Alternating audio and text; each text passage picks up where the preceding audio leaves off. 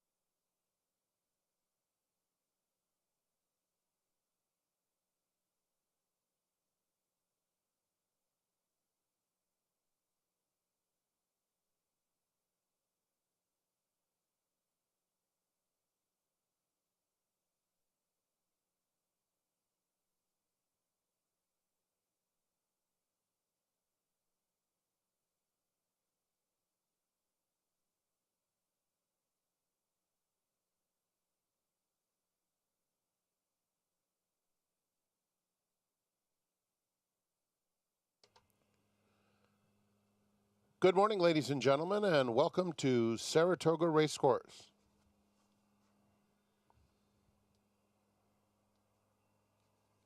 The track is fast, the turf firm. Post time for the first is at 1:05 in 91 minutes. Here are the early changes. The first race is the 81st running of the Jonathan Shepard Grade 1 event. Number 1, Down Royal, races with Cheek Piece again. 4, Going Country, Cheek Piece on. 5, Radician, Cheek Piece again, and scratch number 8, Historic Heart. Number 8, Historic Heart, scratched out of the Jonathan Shepard. Second race will begin the early pick 5, scratch number 1, Greeley and Ben. Number 1, Greeley and Ben, scratched out of race 2. In the third, scratch number 5, Game Theory. Race 3, scratch number 5. Begins the early pick 4. No changes in the fourth. Fifth race begins the $1 pick 6 on races 5 through 10. Scratch number 7, Binsky. Race 5, scratch number 7. In the sixth, beginning of the late pick 5, scratch number 1A, Totalizer. Scratch 2B, Funny Joke. Scratch 10, Malibu SS. Scratch 11, Warrior Johnny. Scratch 12, Unbridled Bomber. Scratch 13, Icarus. And scratch number 14, Nabokov. 7 starts the late pick 4 with no program changes. There are no changes in the 8th. The 9th is the 20th running of the New York Stallion Series, the Cab Callaway Division. Scratch number 1, Tetragrammaton, and scratch number 7, Stop the Spread. Scratch numbers 1 and 7 out of the 9th, the New York Stallion Series, Cab Callaway Division. And in the 10th race, scratch number 2, More Mango. Note that number 3, Boca, races with hind shoes on. Scratch number 8, Aziza. And scratch number 11, High School Crush. Those are the early changes. Enjoy your afternoon at Saratoga Racecourse. Once again, post time for the first is at 1:05. We kick things off with a steeplechase event. The Grade 1 Jonathan Shepard will start our action today. Coming up in a few minutes, it'll be Talking Horses with Acacia Clement and Greg Wolf.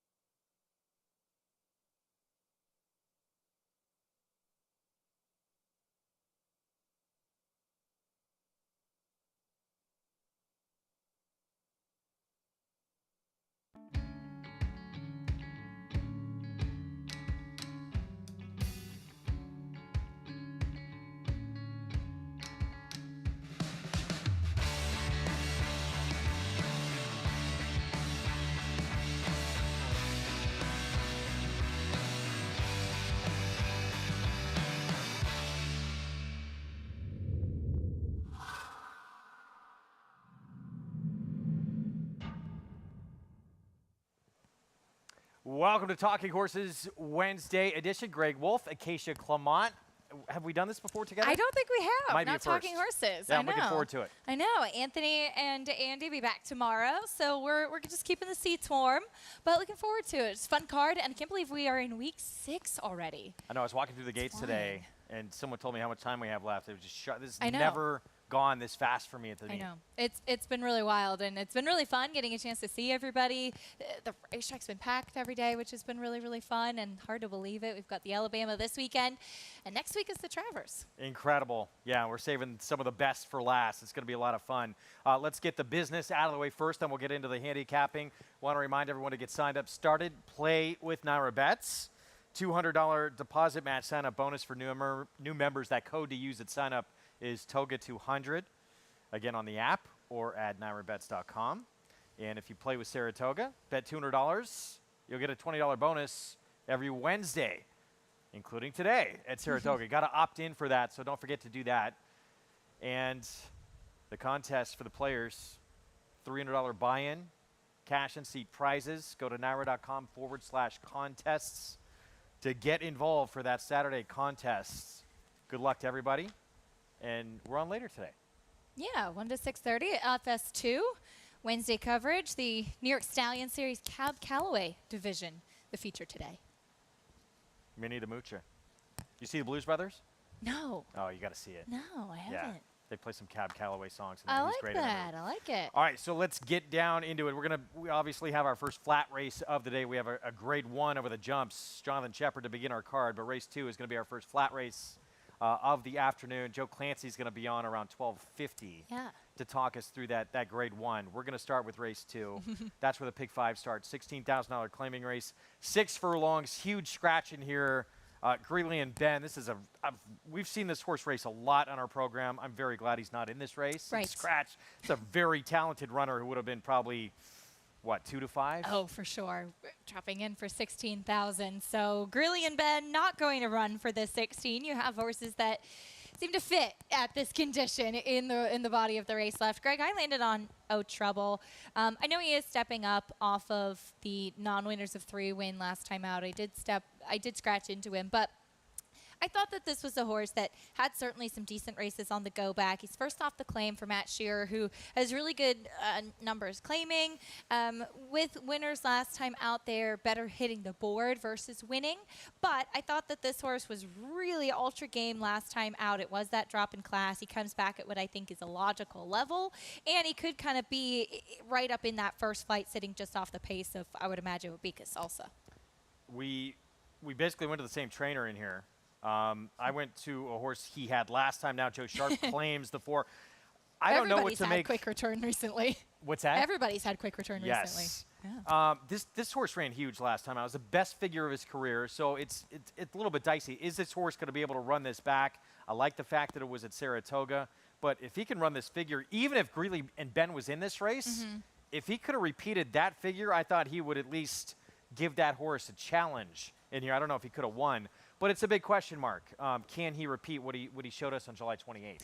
It was a huge effort, and it was a big step forward, too.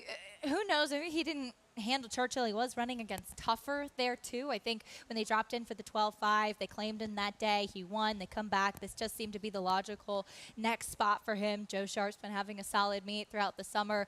Louis Saya is going to take the call. He's got a good running style, I think, to be successful in here. Sometimes my question is with horses with their lifetime best speed figure, particularly off the claim. Can they repeat that? Do they regress off of it a little bit? Maybe he's just a horse trending in the right direction. And if that's the case, then Joe Sharp certainly dipped in and claimed him at the right time. Yeah, the thing that scares you, too, it was with a different barn. That obviously Joe Sharp's tremendous off the claim. But, you know, he got that one run and that one figure of his life with a different barn. And always beware of one-figure horses. For sure. But it came at Saratoga. Maybe he's blossoming, so that's where I wound up. I thought beyond that it was fairly wide open. I would agree. Winning Drive is also off the claim. There's a lot of new claims in here. As we've been seeing a lot throughout the summer, they're just claiming everything. There's 20-plus way shakes for horses that take a drop in class. And Rudy Rodriguez has actually won quite a few of those shakes. So as he finally got the first win of the summer with What Do You Think Now in the stake last week, hopefully the barn will pick up a bit as he does have Winning Drive off the claim. Took over the lead, got run down late as the favorite. But again, he's run consistent numbers. He's been right there. Maybe it's just the right spot. Ran into the owners of Casalsa this morning. So wish them luck. This was the first horse they have. Oh, that's exciting. Yeah, excited to be running here at Saratoga. So best of luck to those connections. This became, obviously with the scratch of the one, it became a better betting race. It did. It absolutely did. And you know the old racetrack adage, the first person you see when you walk into the track, you're going to win a race today. All right, so that means Casalsa do not lead that one. I know, if I lead that horse off my tickets. The best handicapping angle that I am going to be kicking myself. Race 3, 6.5 furlongs. This starts the early pick 4. It's a 16,000 non-winners at 2 lifetime group in here. And we kind of reversed early on. Tell me what you liked about the 6. I thought it was these 2. I thought so, too. I liked back-to-back golds last race. I thought that there could potentially be a little bit of pace in here. I can't imagine Perfect Provision going any other way. And there's back-to-back golds last time out who has early speed as well. Mama's Gotta Run has speed, but has shown the ability to stalk and come from off of it a little bit too. But I know you liked this race by back-to-back gold. This was a good effort at Saratoga last time. Yeah, this was on the 20th here at Saratoga. This was 7/8, so going to shorten up just a little bit. Battled in here with You Can't Handle This up near the front end and, you know, fought down on the inside. I like the fact he gets outside today. Yep. She does, sorry. And the cut back to 6.5 I also like. And, you know, I look at the throwographs quite a bit. Paired up 2 big numbers that is bigger than what Mama's Gotta Run. And I think a move forward, which very likely to happen today, She's going to be very tough in this spot. But it definitely, I thought it was the 6 or 7. I didn't see anyone outside of those two. I would agree. And I think with this horse coming in, second time here in New York back with Greg DePrima, had that win at Parks, and then last time ran for the 25 non-2. So it takes a little bit of a drop in class too after finishing second. That's I think a move like, okay, we obviously fit here. Let's drop. Let's be aggressive. Let's try to get the win. That's what it said to me. Yeah. Your point about her being drawn outside, I think, was key too. Mama's Gotta Run does drop off the claim. Brad Cox, you don't see claiming a lot. I thought that was interesting. Off of Tom too. Amos. Off of Tom Amos, and this is one that I thought, obviously took a while to break her maiden. I thought Tom really spotted her in the right kind of places, looking for some other places, looking for some other tracks, and I think this is just them being logical about where she potentially belongs. Yeah, when I was trying to determine between these two, it just backed by Gold 2 seemed like a little more lightly raced. She had more upside than maybe Mama's Gotta Run. I thought the 2 Wicked Happy was a little intriguing. I just couldn't pull the trigger to put her on top because she's not really a winning type. I know that these are all non-winners of 2 types. She is 1 for 25, but I thought that if there was a little pace that developed on the front end, she was the one that I would want to be closing. She does come in off of a failed turf experiment, and that was back in April. We haven't seen her since, but she picks up Javier Castellano. I thought she was a little intriguing at a price. Yeah, Javier's having a terrific meet. Yeah. And then I guess maybe sort of an X-factor filly in here is the 3, who we both included. I have her 3rd, you have her 4th. But she's been on synthetic and turf the last 4 starts, so it's back to dirt where early, her first couple of starts. My notes, I saw her back in December and March, said that she didn't really look like a turf horse. So physically, I would think going back to the dirt makes sense. But again, she's got that early speed, and that's the way Safi Joseph's horses often train. She does get a red Ortiz on that drop in class. Yeah, so you'll get no value whatsoever. Right, basically. Race 4, mile and a 16th, going to be on the turf. 35,000. Non-winners at 2 lifetime in this spot. French Franc. Do you want to begin? Yeah, I like Frank, this one. sorry. Yeah, I like this one on the drop-in class. She was a big price last time. I wasn't in love really with anybody in this field. I thought that this was a really wide-open race. I thought you could go a lot of different ways, and it depends on the trip, too. This filly last time had an outside post. She was running in over her head, but she was one that had really just kind of caught my attention in the paddock. And watching the race back, I said, if she ever comes back at a lower level, she's one I'd be intrigued by. Thought that she even kind of stacked up with those a little bit. She looked terrific coming in from Gulfstream. The race 2 starts back for the 35 maiden claiming level. So here coming in, dropping for 35 just kind of makes sense to me. Thought she might fly beneath the radar a little bit too. All right, Mark Cassidy, Tyler Gaffley on there. I went outside to Miss Invincible. Do you agree Kemba's the one to beat? Yes. Yeah, she is. I'm with you. I thought Miss Invincible, I actually liked her quite a bit, though. She had a tough outside post last time out, and still Mike Leslie was able to get position. Yeah. She's outside again today, and she showed it kind of a different – she'd shown some speed in the past, but of late she hadn't. He was aggressive with her early, got her in a very good position. And I know it was a 3-year-old race she's coming out of. I thought that was a tougher race than what most of these are coming out of. It was a 43-year-old filly race, but there were several multiple winners in there. Some had been stakes place. Fish Mooney, Minch and Merriment was a 3-time winner. And Mirth and Merriment, carried her very wide into that final turn. She really got a compromised trip there. I think with a better trip this afternoon, if she can be forward, which I expect her to be, I think she's going to be very tough in this spot. She's 20-1 morning line. The times that she hasn't shown speed, she's had trouble at the gate or at the break or something like that. And when she has broken well and kind of been able to put herself in a good position, she runs very well. And she really did take the worst of it last time out. And she's going to be a nice price in here. And like you said, Kemba's the one to beat. But to me, she wasn't unbeatable, if that makes sense. No, yeah, absolutely. Even looking at some of the shorter won for price, 20. Right, some of the shorter prices that she's been in her last couple of races without being able to seal the deal, she fits in here. She's fine. She's the one to beat. I thought the last race was okay. She just really flattened in the stretch a little bit that day after taking over the lead. And yes, she's got Joel Rosario. Yes, she's run some good numbers, but I think that this is a perfect opportunity to try and beat her. I even thought. We'll see how aggressive Luzzie is with the ape. There's a chance. I thought there was a chance she could be in the lead. She's very sharp out of the gate. She was last time. You mentioned there's some issues, but she breaks clean. she's got a chance. I thought the 6, I'm Buzzy, was a little interesting as a fresh face in here. We could show her last race at Monmouth where she dropped back early on out of the gate, and then she moved up 3 wide and was dueling into the stretch. She got outgamed for second that day, but she is one that has been running fine numbers that certainly match up with these in that race. And after coming from off of it too, she was down on the inside, really digging in. It was just the top 2 and coming down to the wire. I thought it was a good effort. Mike Deeney sees fit to bring her here to New York. Another Javier Castellano opportunity. Thought it was a good race from her last time at Monmouth. All right. 4 horse. I had third. The last one I'll mention. I just always upgrade anything Jose Lezcano's on the turf. He's so good on the grass. He's been having a really good meet too. Yeah. 3-win day last week too. He had 3 wins, I believe. Friday? Was it Thursday or Friday? And he Yeah. had a couple of wins over the weekend. Yep. This Tails McKenna had no chance last time. That was a horrible start. Had been in some tougher. And a much tougher group too. Yeah, much tougher race before that where she was only beaten a length of 3/4. So that covers the 4th. We'll see how it plays out there. We break after the 5th or 6th? I think after the 5th. Okay, we'll break after the 5th. Yeah. Race We're 5 filling in today. starts the pick 6. If Andy or Anthony were at, that's the same question. I never know. Huge scratch in here with Binsky coming out, Right. who was the only one with experience in this race. And this racetrack, do you think it's fairly deep? Do you want typically horses who have a race under their belt?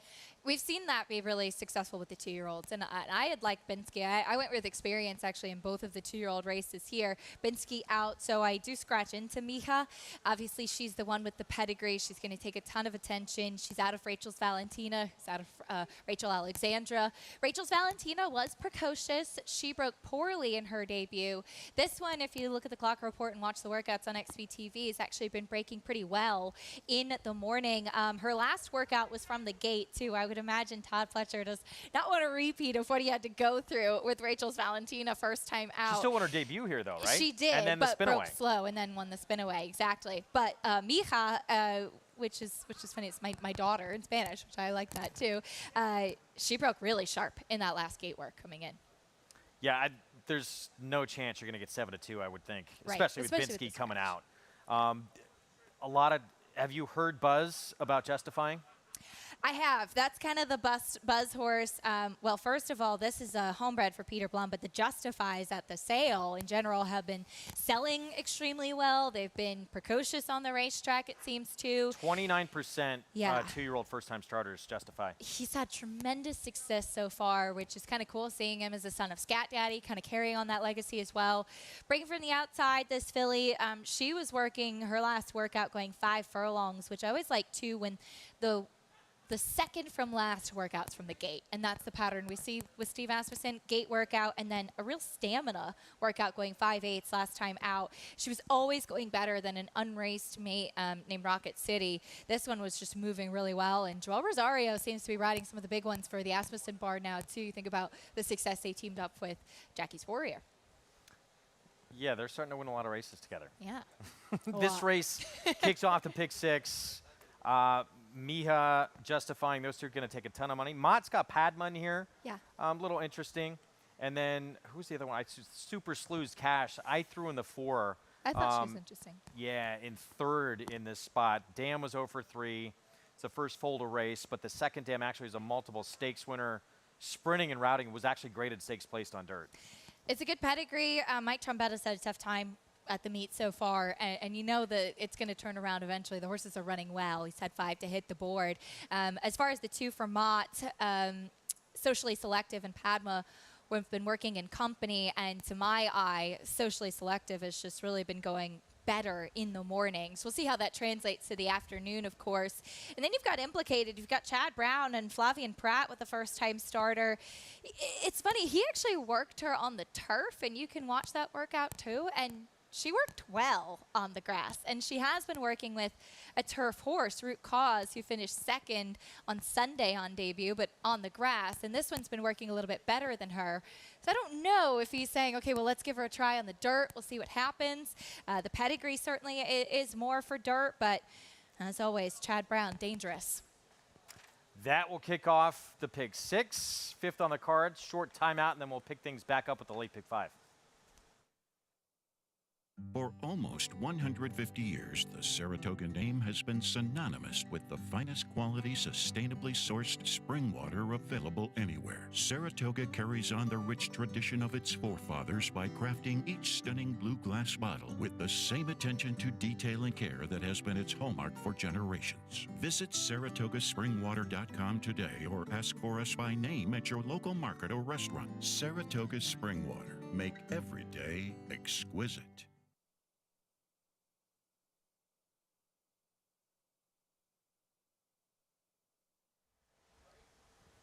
Can we just steal some of this water? I They're know. Sponsor of the show. I know. It's here taunting us. It is the Are best. you still or sparkling? I'm still. Me too. It's the best water big one. anywhere. So There good. is one tap in town that gives you the fresh still water. Oh, by the state park. Yes. Yes. So And good. every time before, well, I always say I'm going to do it, but I'm going to do it this year. I load up. For real this time? I load up the jugs on the way home, and the car Yeah. weighs about an extra 100 pounds. Do you go to Big Red Spring? Over here, Have you tasted it, Big Red Spring? I've not been to that particular spring, but I've been to other ones around town that are very pungent. Yes. Yeah. It's a acquired taste, I believe. Yes. I do know my friend Victoria genuinely likes it. I don't understand. Genuinely likes it. Yeah. It has healing powers. So I've heard. Yeah. All right, late pick 5. We're going to begin on the turf. It's inner turf, 1 mile, allowance optional claiming field in this spot. And I went to the 2, but you have the horse we're going to see, right? So I guess you should start. McKillop, I believe is how it's said. Chad Brown off of the layoff since May. New gelding. This is his debut win at Tampa, where he was really impressive, winning back in March. Got a bit of a late start. And he came back, finished 4th behind Napoleonic War, who seemed at the time at Belmont like he could be a really talented type to potentially be a stakes horse. This horse, however, was very naughty prior. He was really tough getting into the gate. He was a horse that was pretty keyed up, and he comes back as a gelding, which I thought was really interesting and could help him kind of turn things around. Chad Brown, Flavian Pratt teaming up. He's been based down at Monmouth, and we've talked about this a lot over the summer, Greg. Don't be afraid if you see these Chad Brown horses that are based at Monmouth or training elsewhere. There's a stall limit training here at Saratoga. You can only have a certain number of horses, and Chad Brown just also has a lot of horses, so you got to have them at different training facilities sometimes and bringing them in when needed to race. So don't be intimidated by a horse that's been based at Monmouth training. Yeah, he's going to take a lot of money. It's a huge rider change, too. Nothing against Eric Hetzel, but you're going to world-class Flavian Pratt. That's big with this horse. I thought this was one of the most intriguing betting races of the whole card. McKillop absolutely can win this race. Wouldn't shock me at all in here. I thought Mo Rewards, though, was very interesting. I was staying away, and I was not going to play a Rudy Rodriguez horse until he won. I thought you had to let those horses beat you. But he finally got a win, broke through. I think that we can put that behind us now. He's going to win his fair share of races. This horse, his first time on the turf, was in that race with Credit Event that a few of these horses in this field are coming out of. Analogy's another one who's a little bit intriguing. He ran very good first time out. He had the far outside post. What was just the second start of his career in his 3-year-old debut, going 1 1/8. He sort of broke outside just a little bit. And it was a Chad Brown horse that beat him, who's basically a head away from being 3 for 4 lifetime Credit Event, who I thought showed pretty good finish down the stretch. I think he can definitely move forward off this. Luis Saez is aboard, gets a much better post today, world better post. I thought he's going to be dangerous in here. He had a tough go of it last time because he was pushed really wide in the first turn, too, because there was another horse inside of him that was really headstrong and rank and hard to handle. And Manny Franco, who was aboard that day, had no choice because he wasn't quite fast enough to clear. And I actually liked him physically getting on the turf, too. I think a mile is better for him as well versus trying the 9 furlongs on the grass that he did last time out. I thought the 4 Legends Can't Die was interesting, stretching out in distance. I know that he won at 6 furlongs at first asking, and my notes from last time were that I just thought that the 5.5 was just a bit too sharp for him. And he's a high energy horse. I wonder with his demeanor, they thought maybe shorter was better. But physically, I like him stretching out because he also tends to run kind of even. He struck me as a horse that just doesn't have enough acceleration at this level for the sprints. And so being able to stretch out, go a longer distance, and Manny Franco lands here after riding him last time, I thought that he was very intriguing. I'll get to another horse I have in there second in just a sec, but Seal Beach the 3. Neither of us have him on there. He scares me a little He's bit. got pedigree. Second Dam was, yes, 2-time winner, sprinting on the turf, and this horse was second to Epicenter, routing on dirt.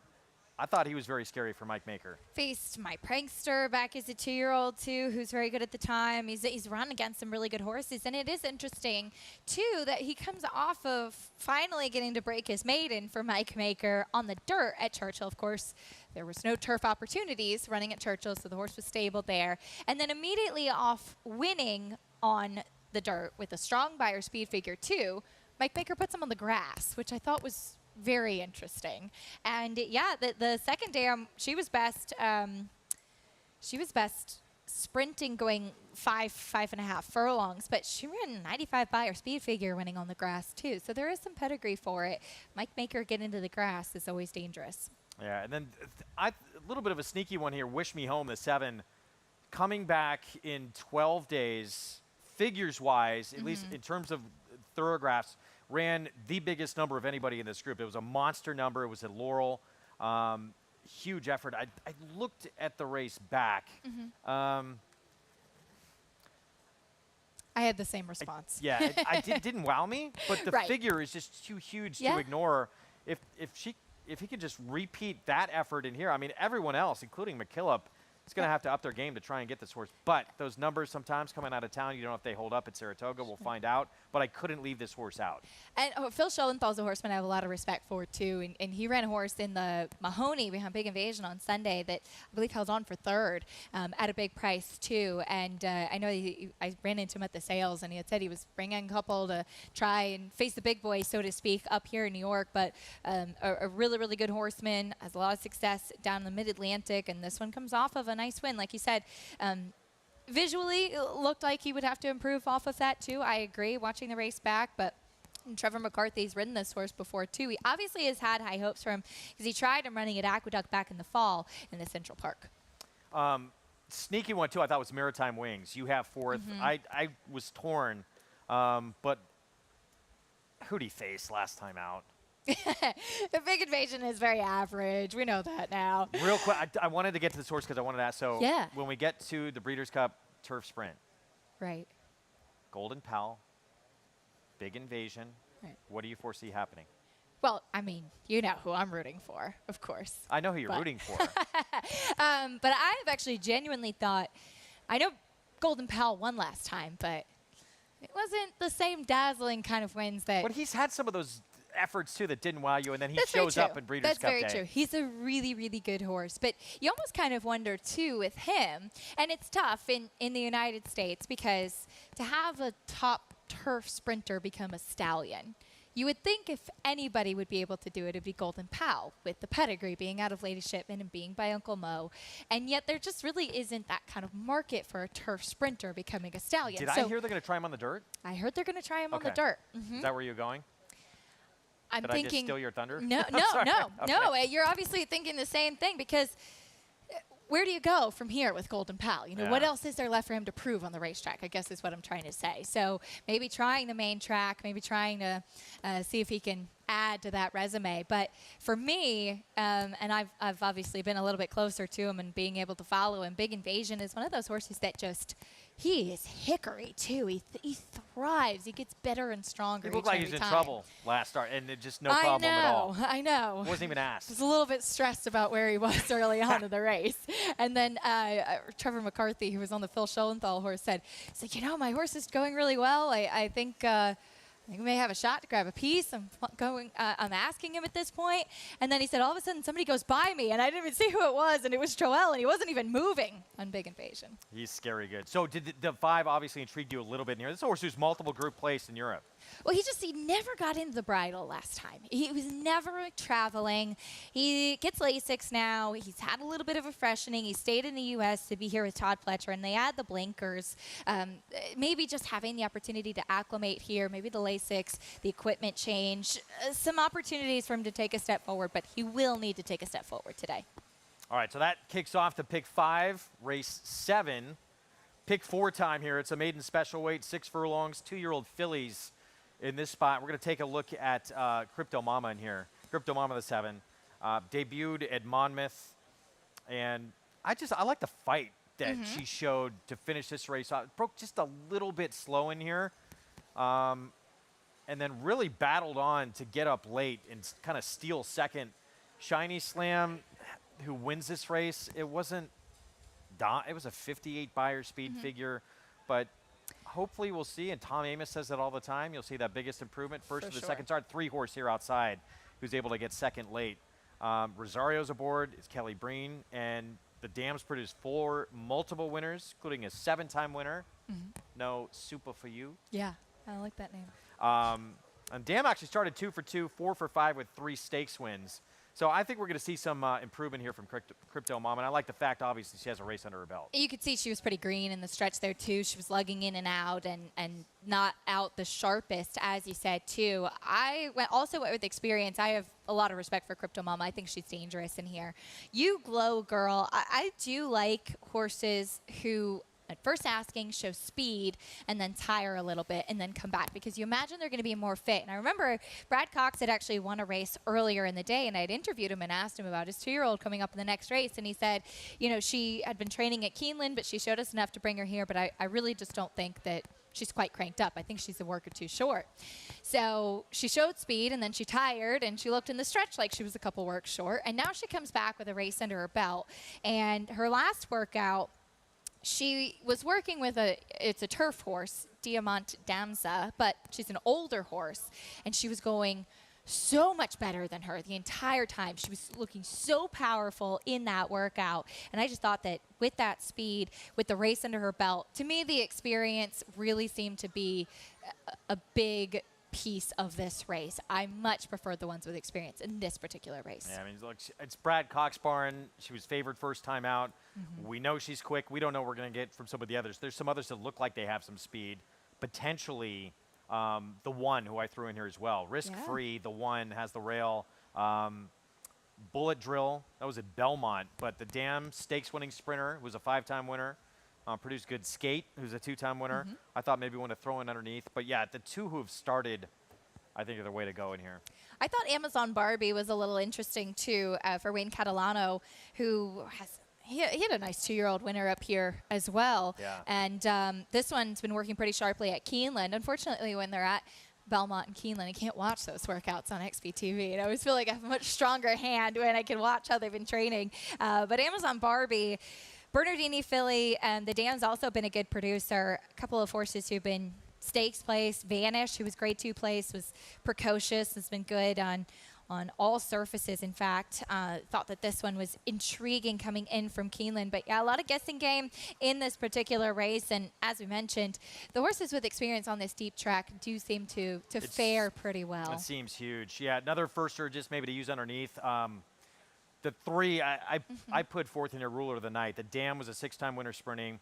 Produced a first out winner who started 2 for 2 to begin her career. The second Dam won the debut. Was graded stakes placed on dirt.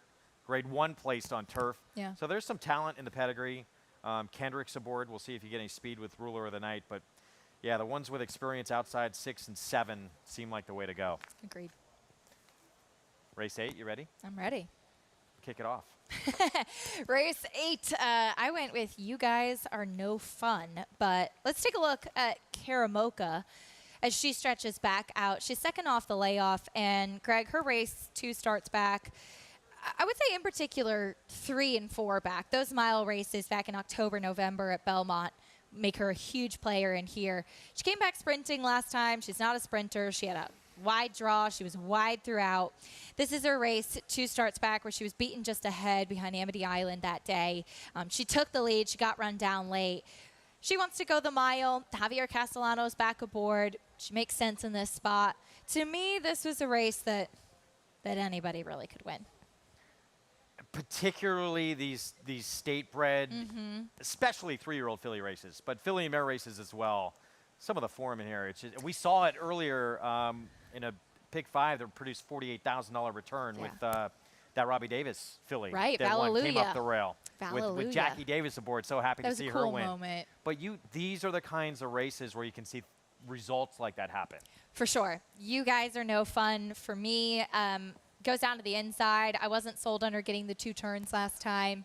Jeremiah Englehart told me that she's named after the owners, which I thought was kind of mean. I thought she was named after Andy and Anthony. That could be. That could be. We're definitely having more fun up here today. She was a little interesting just because mile and 1/8, maybe she just doesn't want to do that Right, and cuts back. I thought, the 5 and the 6 to me looked awfully tough in this spot. I did throw in the 1 just because of that cutback, but I thought Mia Be a Star is going to be very tough. The filly that beat her last time out, she's coming out of that starter handicap. It's a 7-time winner who was a 6-5 favorite, and they're well spent. That was a tough spot for her, and I thought she ran well enough. She was really the only one making up any ground in that race. She's amazing. She just keeps overcoming trips. She keeps running well, finishing second behind short price horses. I did not think she wanted any part of the 1 1/8, 2 starts back, and she ran second that day. She keeps running, and physically, I've had some questions with her kind of running so quickly back in her last couple of starts. So that was a little bit of a concern for me as she just ran on August 5th. It was July 21st. Before that, she's making her 3rd start at the meet already, which was a little bit of a question. But she seems to be one that just runs no matter what condition or distance she's in. Maybe I'm way off. I just said how I feel about these races. Chaos can happen. Right. But 3-1 Silk and Dollar. What am I missing with the 2? I wasn't sold on her. She broke her maiden on the turf.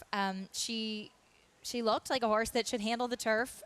She does stretch out in distance. She goes back on the main track. Her first start since her debut. Obviously, she's got some more experience now. She's doing something for the first time. She's going a mile on the main track. And for me, if she's a short price, I want to take the wait-and-see approach. I guess at least showed some speed sprinting, Yep. All right, she'll beat us if she gets the money. Race 9, our feature today, that New York Stallion Series. I'm really interested to hear what you have to say about Dakota Gold in this race coming up in here. I tried to be, and we're going to take a look at Dakota Gold and that stretch run in this spot. And coming out of this turn, Arad Ortiz Jr. goes to a left-handed crop and right there, and then veers out. That probably cost this horse a race. He was actually wide in the first turn, too. He was 3 wide while the winner practice But squad. I thought still could have overcome that. If not for that. I agree. And then at this point, he finally kicks in a little bit, and practice squad just had the better momentum going, and it was really tight between the two of them coming down to the wire. Tail of trips. I mean, that It is. practice squad got the run of it up the fence. But did you sense any sort of got way overbet in that race, by the way? Very much But so. you felt like he should have got by or no? On class, he was supposed to. Yeah, the horse that beat him, certainly respect to him. I feel like maybe it was a little bit of an overconfident trip from him, and I don't think that'll happen again. But I don't think that he is a stone-cold cinch in this race by any means. I like that you're taking a shot against him. I actually really toyed for a really long time about putting Shinson on top.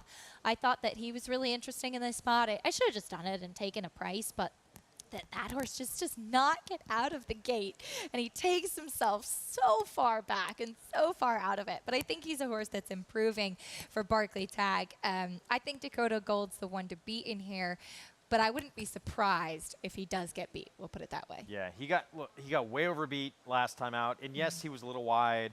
Yes, that Irad going to that left-handed crop cost him a little bit.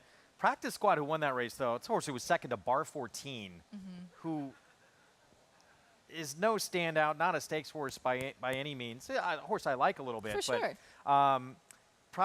Better trip, probably going to win today. But I thought Marinara Sauce for Chad Brown definitely could make a move forward in here. Last couple of races, again, his paired up numbers where if you see that improvement, just figures-wise, he's right in the ballpark with the best Dakota Gold has ever produced. He was 5 wide around that first turn last time out, and the horse that actually won that race was a stablemate for Chad Brown, who's 2 for 3s, won back-to-back races, that Shutters, and I actually liked the finish I saw from him down the stretch in that race. He had a really tough trip. He was pushed wide in the first turn. He was in the 2-path throughout. He never saw the rail.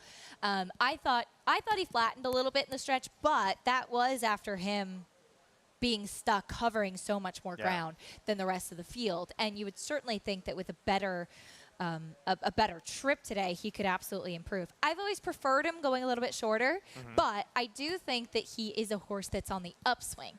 And look, when you have a horse that's by Lauband, this is the New York Stallion Series, you have the opportunity to run for $150,000. This is the perfect spot for him to see if he can stack up, and especially when you have a favorite like Dakota Gold, who got beat last time, could be a little bit vulnerable today. Why not take a shot with him? And if he gets a better trip, and even if he's able to grab a piece, I mean, it makes a lot of sense for him running in here. Again, he really took the worst of it last time.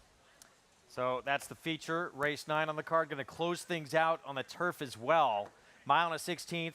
Non-winners of 3 lifetime. $35,000 claiming tag. And you are trying to beat Chad Brown in the finale. I am. I'm hoping fun while it lasted. We'll take a look at his last turf race. This is 2 back at Laurel. I hope he takes some gate to wire in the nightcap as he has speed. He finished 3rd by a neck. He was very game after being really pressed throughout. He is a horse that, speaking of the New York Stallion Series, we saw him try that Cab Calloway last year when he was, she was just a nose behind Sport Model, so that was the other division, the fillies division. She's run really well against coming into New York bred company here. Goes out for Brittany Russell, who sends out 2 in here. She's very sharp with spotting her horses, hasn't run many this summer, but hoping that speed will be the key for her in the nightcap. I thought both the Brittany Russell runners were. Dixie Cannon, the other one there. The layoff scared me a little. I probably would have put the 4 higher. But Dixie Cannon, very interesting here off the bench. I just thought Cafe Floor, look, it's Chad Brown. It's a massive drop in class. Huge. Higher Truth. This filly's been in stakes company.